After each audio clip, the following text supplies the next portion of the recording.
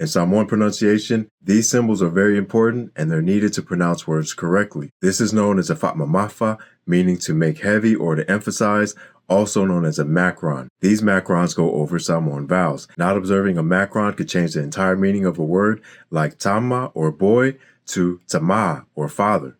All we did was hold the A for emphasis. Tama, tama. This here is known as a Tofi or Tofi, also known as a glottal stop.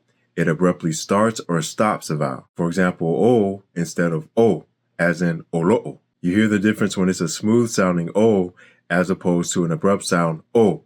You might be able to hear better in this example, as in the case of lau and la'u. These are two different words. Lau is your and la'u is my. It might help to look at a Tofi like a letter. If you missed a letter, then you misspelled the word. But as you're learning, practice using your whaamamafa and your Tofi in your writings because that's going to help you with your Samoan pronunciation.